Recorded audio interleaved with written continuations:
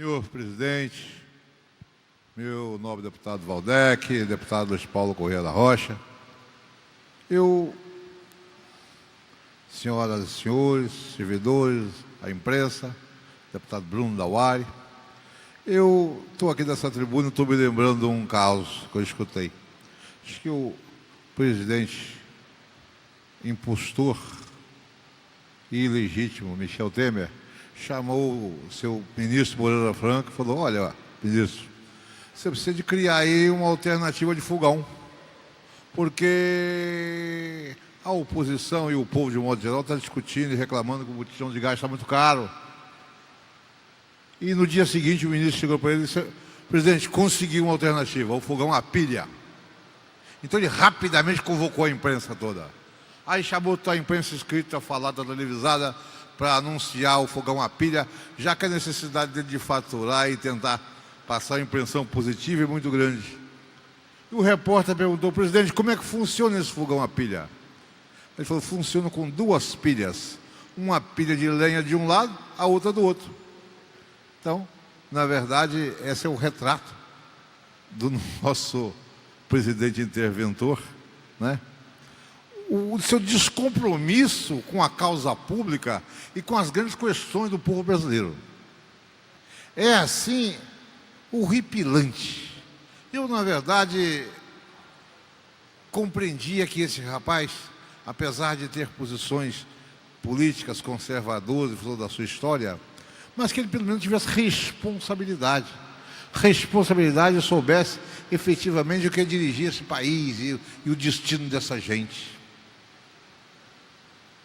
E é triste constatar que ele é apenas um aventureiro, apenas uma pessoa sem qualificação, sem sentimento e que não mede consequências. Mas eu fico pensando também, senhor presidente, aqui nessa casa. A gente está num momento de caça às bruxas. A classe política está extremamente desprestigiada, porque a maioria dos que fazem política nesse país resolveram traçar caminhos não republicanos e comprometedores. Mas é preciso que o povo comece a botar os bois nos seus lugares. Eu vi aqui nessa tribuna, por exemplo, eu vou citar nomes, tem mais, mas vou citar um, o deputado Bolsonaro. Ele aqui, apaixonadamente, fazendo um discurso, chamando o presidente de irresponsável, de demagogo, de incompetente, ou seja, desqualificando por completo o presidente da República. Ele só não teve a grandeza de lembrar ao povo que o seu partido, o seu pai, que é deputado federal, infelizmente votou lá no Congresso pelo impeachment da presidente Dilma e a ascensão desse que está aí ao governo federal. Então, se ele está lá, tem os seus responsáveis. Ele, apesar de ser um golpe, mas ele contou com a ajuda de pessoas da Câmara e do Senado. E é preciso que a gente liste esses nomes para que essas pessoas assumam a sua responsabilidade perante a nação brasileira. É preciso que esses que colocar essa turma lá, comprometendo e vendendo o nosso futuro, antes de falar qualquer coisa, venha pedir perdão ao povo brasileiro. Cheguem nas tribunas das casas que atuam e digam assim: povo brasileiro, me perdoe, eu cometi um grande equívoco ao dar o meu voto a uma situação constrangedora para constituir um governo que nada mais é do que um salafrário, um irresponsável, que está comprometendo o futuro da nossa nação, dos nossos filhos, dos nossos netos. Eu quero que você, povo brasileiro, me perdoe por essa atitude impensada minha. Tem que pelo menos fazer isso, para depois vir tecer comentários a respeito de determinadas coisas, principalmente chamar o atual presidente interventor de irresponsável e incompetente. Quanto à matéria, senhor presidente, eu quero dizer que eu sou favorável à matéria. Vou amanhã votar a favor da matéria dos 12% de redução do ICM do óleo diesel. Eu moro pertinho da Reduc, e ali foi o foco principal dos grevistas nesses últimos dias. E eu passava por lá 5, 6 vezes ao dia, e aí parava muitos amigos da gente ali, envolvido no movimento grevista, e tive o sofrimento, e pude ver de perto o sofrimento dessa gente, a sua expectativa e a sua ansiedade. Acho que o governo do Estado está atrasado.